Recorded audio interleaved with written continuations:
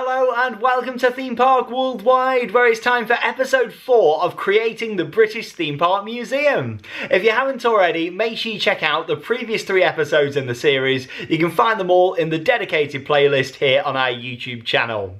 I'm going to be starting off this episode by starting to theme this area around here now. Obviously, a couple of weeks ago I was working on the Apocalypse section. That's coming together nicely, as much as there's some more details to add to there. I painted the wall, I did this black and yellow stripe section, and yeah, it really started to come together. Now it's starting to transform this section, because as much as I put the items on the wall just to kind of work out where they were going to go, now I need to actually take them off and work on the wall behind them, because obviously they're just on white walls at the moment.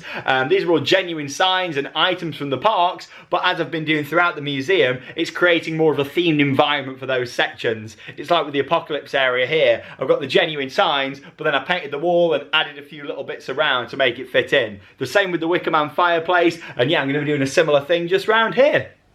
So what I'm going to do firstly is work on this back wall just over here. I thought I may as well, because obviously this Apocalypse section's looking good. Let's start to work round to the left, and then obviously I'm going to be painting this back wall here, so these will come down whilst I do that, and then also the section just over here as well, which is going to be very colourful with my old sign just there from Pleasure Island in Cleethorpes, Tom and Tinkerboo's Sweet Adventure. It was a great little ride, that was. Fantastic dark ride. And of course, got the Bubbleworks man just down here as well that's going to belong in that section.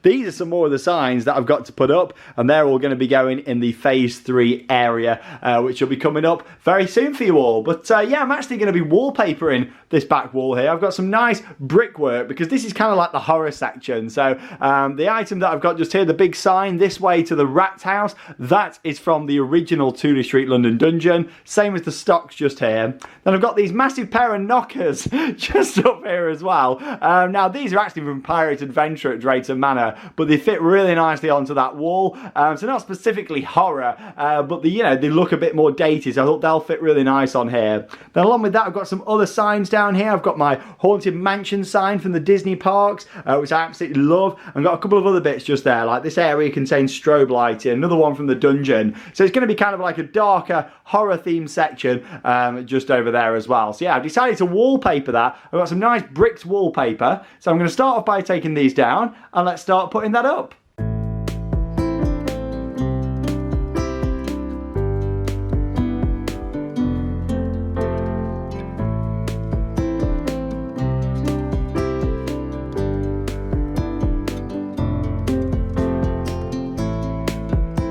Well, I'm certainly not a decorating expert, but I'm quite pleased with how that's come together. It took me about 45 minutes to wallpaper that. Obviously started off with just pasting a section, then putting that piece on, and then yeah, repeating that process 4 times. When it got to the end, I just cut along the side. And obviously the hardest bit with wallpaper really is matching it up, isn't it? And making sure that you get the pattern right all the way across. But yeah, I think that looks pretty good. I mean, you've got to think it's only going to be there in the background. There's going to be all the signs and other items on there. There's going to be like some wooden beams around the side and other bits of theming that I'm going to put on, some painted wooden strips and that sort of thing. But yeah, as a background, I think it's come together nicely. So yeah, I'm just letting that dry now, and then yeah, I'm going to put all the signs back on there.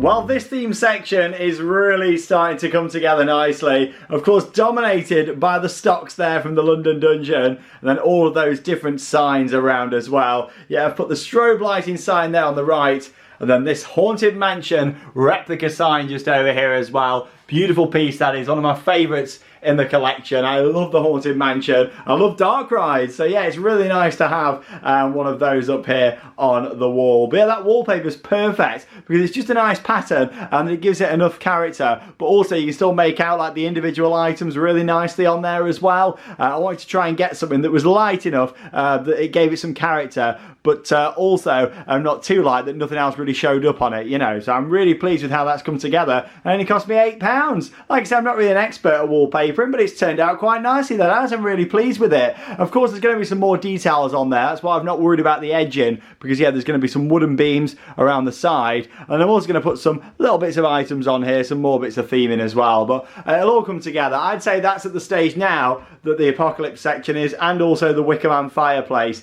in terms of you know, the level that they're at. There's more to be done, but yeah, they're at that next level now, you know, instead of just being the white walls. Next, it's starting to work over here. So obviously I've got the large gun just up there, got the sign, and yeah, going to paint this back wall just over here. A couple of different colours actually that I'm going to try on this wall, or I might actually look at some more wallpaper. I'm going to decide on the best option and see, because I don't want it to look too crowded, but also I want to give it some nice bits of theming, because we've got a big gun up there and I want it to stand out really nicely still. I don't want anything too dark, so we'll yeah, we'll see with that one. Then of course we've got this little section over here, which is going to be very pink and blue and colourful to fit with the two rides that area is representing. Of course, Tommy Tinkerboo's Sweet Adventure and also Bubbleworks, that were both operational dark rides in the UK that are no longer with us. But yeah, that looks brilliant, really pleased, and it's nice when you walk in and see it like that as well. Well, it's a few days later from that last clip there that I recorded. We've been really busy this week because all the theme parks have been reopening here in the UK. And as you may have seen from the vlogs on the channel these past couple of weeks, we've done so much travelling up and down the country, visiting lots of different theme parks. Along with that, in the time that I've had spare, I've been working on starting the Phase 3 section here of the British Theme Park Museum. Of course, started off with Phase 1 and 2, which was all the plasterboard, before actually putting up any of the signs and shelves. And if you remember back to episode 1, it was just all white walls in there. Well, now, finally done the third and final section here. This is all good to go, and here he is, the former Alton Towers Bookworm from Storybook Land. And yeah, here we go. He's in his place just here, and all of this is now ready to start putting signs up, shelves, and of course, this is the final section in here. So obviously, there's still a lot to do in sections 1 and 2. However, the Phase 3 area here now is going to start to come together and be on the same level as what we've seen in there so far. But yeah, it's looking great, because obviously we've got the door here that goes through, and in fact I'll spin you around and let's have a bit of a better look.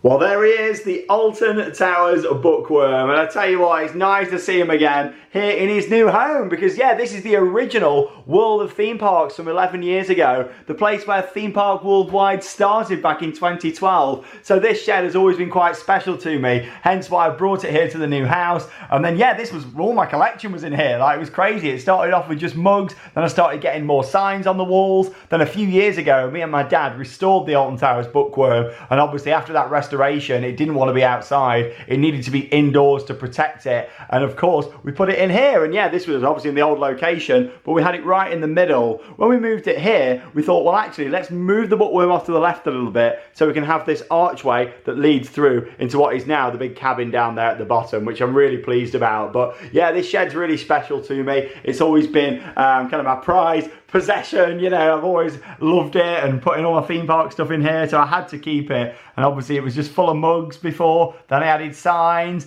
and then gradually it became so full that I've now needed that massive expansion down there. But yeah, a bit of history for you. The bookworm's looking good. I think he's happy with his new surroundings. We've got a few paint touch-ups to do on there though, like you can see just on the hat there and a few other bits. Obviously it's been transported, so we've got to do that, and it was quite a task to do that. Obviously we also dug down here as well, about 1.5 feet, just of course so he can actually fit into here as well because of the size of him. But yeah, he's iconic. Obviously we've not got his glasses back on yet, the magnifying glass or the book, but we'll put them in shortly. But yeah, next job is I'm going to start putting up the signs in here, because if you remember how it was before in the old location, had a lot of signage displayed up in here. The good thing is, with the kind of angle, the gradient that this is on, if you look here at the side, it's perfect for displaying signs, because you can kind of stand back here and see them really nicely. So yeah, that's going to come together really well. See, I'm going to start putting up some signs now. Oh, look at him.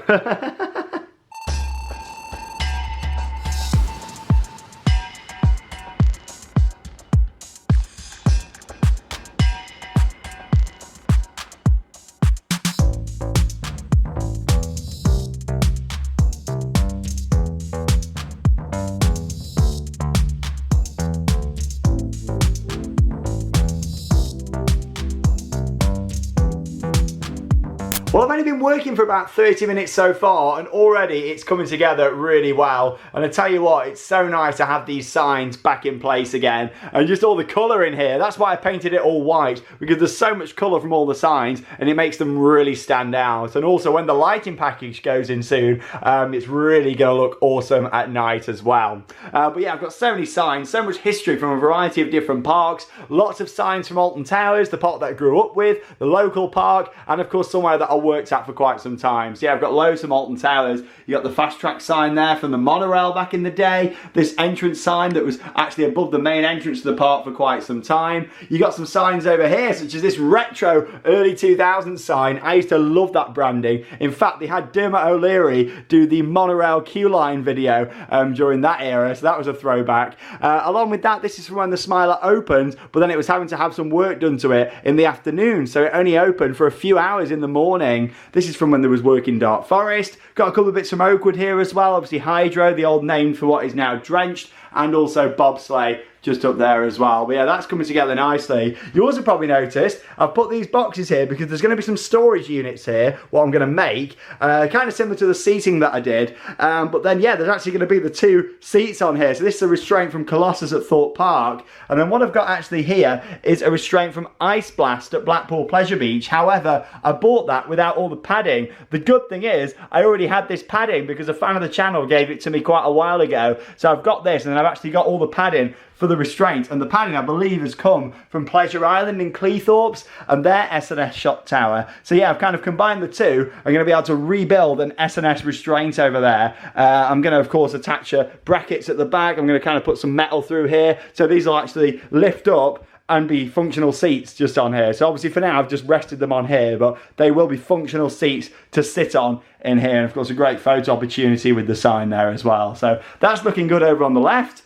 Over here I've got this classic Nemesis sign. This used to hang in the Nemesis shop back in the day in Forbidden Valley. Of course, with Nemesis now being closed for a refurb, it will be interesting to see if Nemesis has a shop again when it reopens in 2024 at Alton Towers. And then some more Alton Towers classics here with the monorail signage and the top one there, which is amazing. Like, I will never ever be touching that. As much as it looks like it needs painting up, this is original Alton Towers. This goes back to the 1980s, and yeah, this sign here from Aqualand, way before the days of Katanga Canyon. We're talking, you know, like 40 years old, this sign. So as much as, yeah, it's quite damaged up here, that's how I found it. In fact, it was in a really sad state. I mean, this shows how much Alton Towers really care about their heritage. They were actually about to use this and already had started using it to just rest cans of paint on, which is really sad, and I managed to rescue it. So unfortunately there is some paint damage here, but it's authentic, you know, it is what it is. I'm so glad that I've got it and you can still read it. But yeah, it's really sad because that should never happen. Things like that should be straight into an archives, but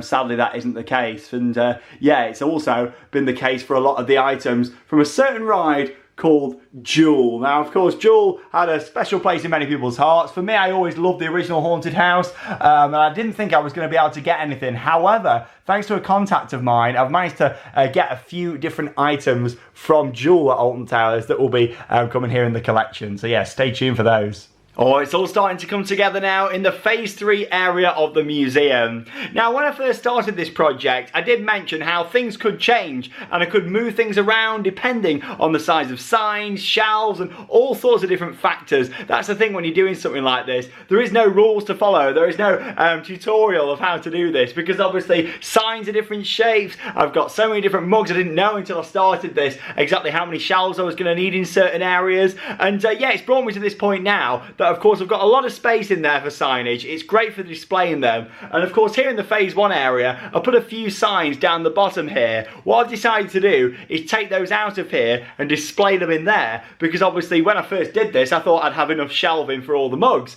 but I didn't. So what I'm actually going to do now is I'm going to add some more shelving down the bottom here on either side. I'm going to push the drawers further out that way, so yeah, create more space for the shelving. I've got a big selection of like theme park resins and shot glasses, snow globes, that sort of thing. So yeah, I'm going to display those underneath the mug shelves just there, or potentially move them around so some of the mugs are there and then display them somewhere else on the shelves, but haven't quite decided yet. But that is the thing with this, you know, there's no rule book to follow, so to speak, with doing a project like this. I put the signs down there and I thought, oh, they look great, you know, either side of the Wicker Man fireplace. But yeah, it's one of them things that, you know, I need the wall space to put some more shelves up. I don't really want shelves in the phase 3 area, because that's as soon as you walk in, you've got the impact of the bookworm, and of course, you know, you're going to be walking past that to come here into the seating area and the rest of the museum. So I want to make sure that, you know, when I have friends round, that they're not going to kind of knock their arms on it and knock things off the shelf, you know. So yeah, I'll kind of show you what I've done in there now and give you a bit of an update on that.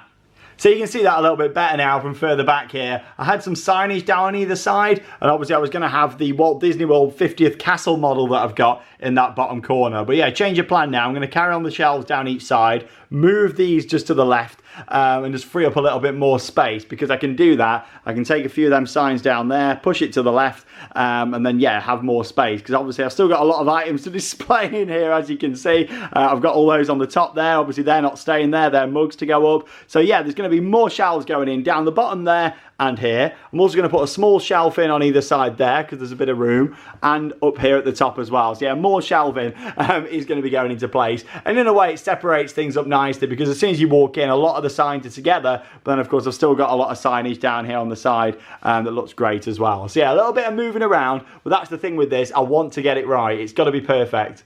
And talking of perfect, this is the effect that I really wanted. Now, of course, I've moved a few bits around. You might be thinking, hang on a minute, I've already seen that. I'll talk about that now. But yeah, the early ride time sign, that's come from around the other side, and that fits in nice there. And then, of course, got these big additions that have not been displayed yet that have gone in really nice here. Some of the other smaller signs that I took from around next to the Wicker Man section, and I put those up. And then also, my Bubble Works and Tommy Tinkerboo's Sweet Adventure area is moving into this area now, because obviously originally it was just around the corner. I'd already put this sign in and worked out where it was going to go, but now it's going to be all here. It's going to be the light bright section. Couple of reasons. The first one, because I thought of the colour schemes. This room is full of really bright, vibrant colours, and in a way in there it's kind of a bit of a darker section with Apocalypse off to the right, the dungeon stuff down at the bottom, the huge gun on the side. So yeah, I was kind of thinking, hang on a minute, it's going to look a bit out of place having a really bright section. Let's move this into here. And then the other reason is that I thought the items that I've got from Jewel will fit beautifully down in this section. So yeah, on the wall on the left,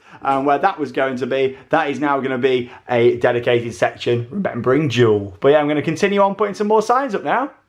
Well, it's took me a few hours to put all of the signs up this morning, but it's come together really nicely and I'm very pleased with it. I've actually had a bit of a move around with some of the signs, even from earlier on, because that's the thing, you just don't know how things are going to go together with colour schemes, size of the signs and that sort of thing. I think, oh actually if I move that I can put 2 signs there, but also it's making sure I leave gaps, because I like things to be spaced out so you can appreciate them, and that was a big part of this whole project, making sure that each area kind of works really nicely and the signs complement each other. And then obviously when I've got multiple items that relate to the same theme, such as Apocalypse or the dungeons, and even the bookworm just here that's going to have its own theme section, they can be spread out and all come together nicely. But yeah, my vision is starting to really come to fruition with this now. I'm really pleased. And yeah, at the top I've got these awesome concept arts from the Two Swords Studios back in the day. Firstly looking at Oblivion here, or the concept for it. Fantastic. Who remembers when you could walk underneath into the rehydrator? There's a picture of it from opening day, and yeah, that kind of shows how you could walk in there,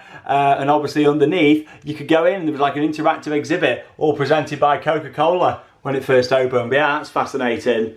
Who else misses Rita like this? I mean, I really do. Look at the original logo planned as well for Rita, Queen of Speed. And obviously this all changed in 2010.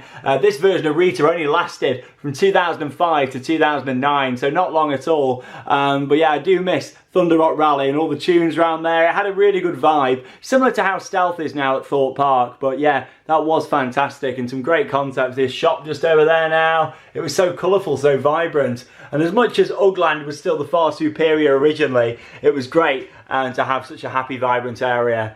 And then looking at the Nemesis concept art here, look at that, models of the station area and the monster itself. And something that I really miss and hope that comes back after the refurb, themed Nemesis food, Nemesis Nosh just down there. Fantastic, but yeah, these are all from the Two Swords Studios, obviously now known as Merlin Magic Making. It did change actually to Merlin Studios at one point, as we can see just over here, down the bottom there, Merlin Studios. But yeah, these were some other concepts for Ugland there was here, and that kind of transition to see what they were going to do. I mean, originally 13 was going to be themed to Ugland, which I find really fascinating, and you can see kind of what they were looking at here, bits of theming they could do, waterfalls, that sort of thing, contraptions, and then obviously they decided to get away with that theme altogether and go for Dark Forest, and that's obviously right next to it there now, because I've moved it. It was down the bottom here, but I thought I'll put it next to that, and also it means I could put some more signs here. Frog Hopper sign, along with that, this from Charlie and the Chocolate Factory, the lockers from Alton Towers Live, I've got them on there. They were up in the phase 1 area, but the Frog Hopper wasn't, so I'd move things about so they can fit just in there. And I've got a couple of signs down here. Obviously this is all going to be boxed in around here as seating with the 2 restraints. And obviously you can see the sun shines in here quite a bit. Luckily I've got all the blinds that will protect things to stop things fading as well. So I'll get that blind pulled down now. The sun's shining in, because it's about protecting everything. Along with that, I've cleared out the bottom here now. I had all my coaster wheels down there. They're going to be displayed round the back here, not behind the worm, but actually round in the phase 2 area. But the plan is now, as you can see, I've left it all blank behind the bookworm. My plan is to kind of theme up the whole of the back section there, possibly looking at a star cloth to have like the lights twinkling. With it being my prized possession, a big part of my childhood, I want to do something big. So I'm thinking that, and then maybe even some fake trees kind of behind it, and some fake shrubbery or something. I'm not too sure yet, but that is what I'm planning. And obviously down here I've got the magnifying glass and the book, the glasses and the back panels to go on as well, just over there. But yeah, it's looking really, really good. I'm very pleased with it, how it's all coming together. I'm just going to nip down to B&Q now, because I need to buy some more shelving, because that is the next part of the plan.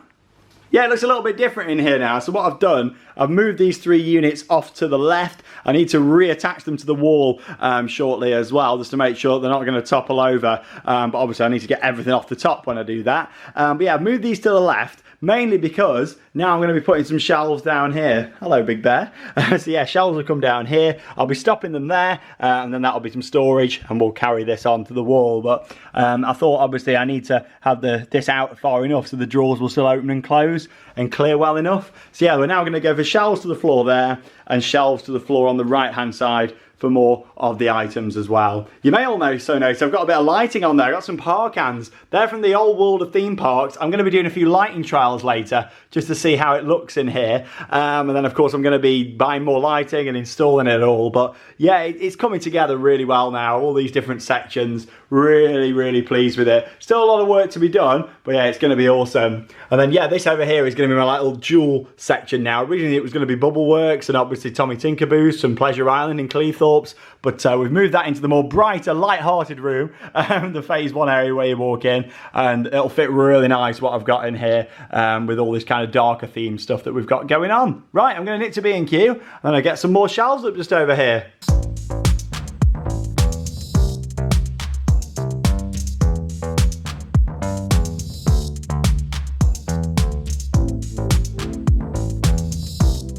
Well, I nipped down to B&Q and picked up some shelving and a few more screws as well. And yeah, this is coming together nicely. I've already cut 2 to size and added them on the bottom just there as well. Obviously you had the initial 6 down there on both sides, but yeah, that's started to be extended down now. Going to be going all the way down to the floor, and the same here on the left as well. But yeah, to be honest, I think that looks even better than having the signs down there. I just didn't know at the time how many shelves I was going to need for the mugs and resins and shot glasses, and also as well in terms of room for signage. But obviously with this being such a huge area, I'm really lucky to have a lot more space now to display things. So yeah, it's great really. And to be honest, the impact of the mugs looks so much better down there along both sides. It's going to come together really nicely. Now I've cut these 2. So one of those is for there and the other one on for that side. I've cut all these ready to go down here as well. Obviously a longer one for across the top, and then some down the bottom, and I'll box it in around there as well so you don't really see the gap.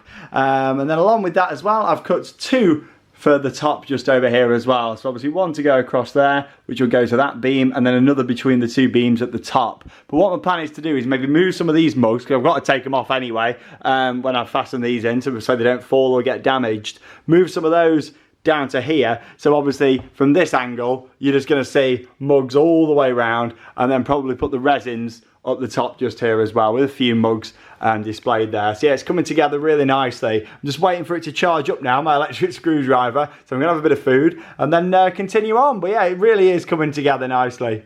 Well, it's not took me too long to finish off the shelves here on the right hand side. And yeah, this looks fantastic. I started off, of course, with the original 6. I've now got 11 shelves all the way down there. And yeah, I've put the nice finisher across the bottom there as well, which is looking fantastic. Really pleased with that. And then obviously there's going to be some skirting board that's going to go in round here, and maybe a nice finisher across the bottom as well. But yeah, that's coming on really nicely. And that's the thing, once everything's in place and I know the sections are all right, that's when I'll put the finishers around the edge. But yeah, that is looking really good. And to be honest, I wish I'd done that in the first place now, because it looks amazing with all the mugs down there. I'm going to do the same on this side in just a moment. But firstly, I'm going to put the shelf just up there now, so I'll probably fit another 4 mugs, I reckon, up there, same on that side, and then continue down on the left. But yeah, it's looking great.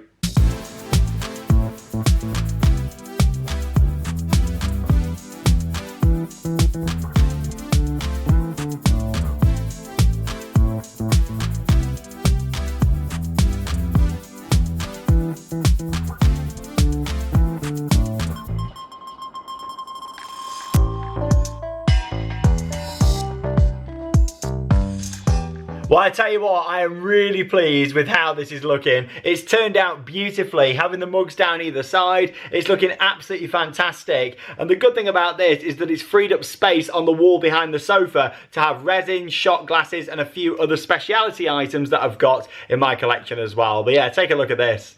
The ultimate collection of theme park mugs just over there. It looks really good now. Very pleased with how that's come together all the way round. Just full of all the mug collection. I think that looks so much better than having the signs down at the bottom, mainly because you just basically got a full mug wall and then it just broke up nicely in the middle with the Wicker Man section just there. I got me flickering lanterns on there as well. And actually, yeah, I got this from the Wicker Man shop the other day. 5 years, there we go, of igniting your senses. So I thought I'm gonna have to get that. Obviously it's made out of wood from the construction of the ride. So I thought I'm gonna have to get that because I've got my original one from Secret Weapon 8 back there with 2018 on, of course, when the ride opened. And yeah, followed all the construction. Obviously, that's when I got the big sign. But yeah, that's looking great. And here we go. It's freed up all of this room. Look at this. I've got 3 shelves there. Plus, I'm going to be putting another 2 in at the top. So it's going to give me 5 shelves to put more items, including some of the speciality items you can see down here. Move a few other bits around. It's looking really good. I'm very pleased with it. Now, I've got to finish this bit off down here. Before you think, hang on a minute, what's he doing? That's going to go across, and then I'm actually going to put it across the top there and also box it in there as well. Yeah, kind of like I've done this side. I've just run out of the shelving, so obviously I'm going to do that probably tomorrow, but yeah, I'll be covering that in the next video, because as you can see, we're in the final kind of part of this video now. But yeah, I've got these already cut ready, so I'm going to put these at the top, and then yeah, I'm going to do a few lighting tests and see how it looks tonight. Well, there we go then, 30 minutes later, and the 2 shelves are in place up there at the top. Obviously, I put this one in, and also the one at the top there in between the beams. Obviously, not loads of room at the top there. However, every space matters, especially when you've got a huge collection like this to display. But you get a bit of an idea on how the resins are going to be all the way across there. I'm going to start with the bottom shelves and kind of work up, and then whatever kind of space I've got left is where I'll put a few miscellaneous items that I've got as well. But yeah, it's coming together really nicely. Really pleased with the progress that I've made today. I've done loads.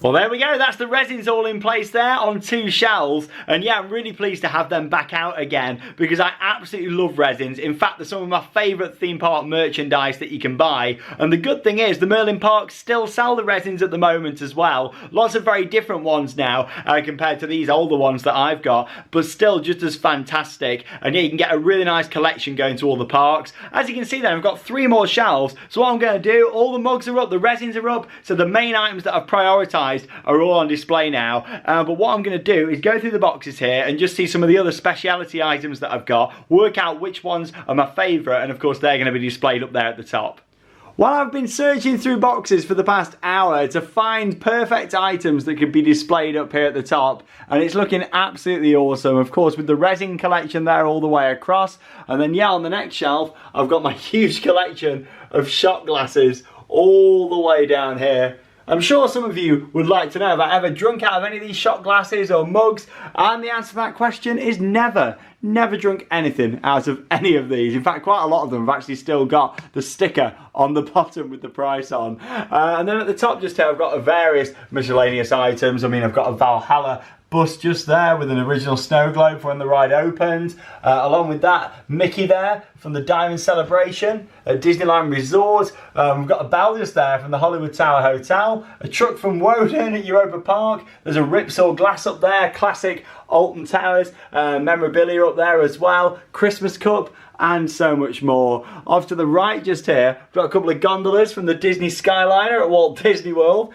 Big fan of that. A mini Alton Towers mug on the end, an all Alton Towers alarm clock, a 13 picture frame, and a Disneyland Paris 20th one as well. I tell you what, it's been a busy day. I've actually been at it 12 hours today, putting it all together, but you know what, it's looking absolutely awesome. What I'm going to do now is actually set up a little bit of lighting, only just on the side, just kind of give you a bit of an idea on how the atmosphere is going to be created in here, because look at this now, it's come together absolutely beautifully. Now bear in mind this is only a test and not the finished product. Here's a little preview of what I'm planning to do with the lighting here at the British Theme Park Museum. I am really impressed with how all this has come together, and I've been doing a few lighting tests for a while just to kind of see how it's going to work, but then yeah, now I've put these mugs down at the side, it looks even better over there, and there's such a big focus with this lighting design over on the Wicker Man fireplace with the red parkan shining onto it, of course the flickering lights, the TV with the flames on for effect, and then of course the fire down there at the bottom, and then yeah, with the blue shining up at the sides just there. Of course the lighting package that I'm putting in will be fully customizable, it'll be able to be programmed, and that's the good thing. Obviously you don't always want the same lighting settings. When you've got parkans, you want to be able to change them and have different settings, and I'll show you some of those in just a moment. Obviously nothing's programmed up yet, but just giving you a bit of a tease of what to expect from this. But yeah, what I'm using are these small little parkans just here, just on the side, and then obviously the plan is to mount them up in the ceiling and yeah, do all the wiring for that. But there's a little preview of how it's going to look in this area. Well, I'm sure sometimes we'll want to be in the party mood in here. So yeah, of course we can have the parkans flashing on a bit of disco mode there as well. Maybe we'll get a little bit spooky when it comes to the Halloween events and go for some green lighting like this. Or go full Wicker Man here with the lighting being red. The possibilities are endless, and obviously there's going to be parkans, there's going to be strip lights, there's also going to be RGB strips as well that I'm going to be utilising. Lots of LED energy efficient lighting, which is going to make the British Theme Park Museum a show in itself. And yeah, it's going to be absolutely awesome. Like, I'm really pleased with how this looks already.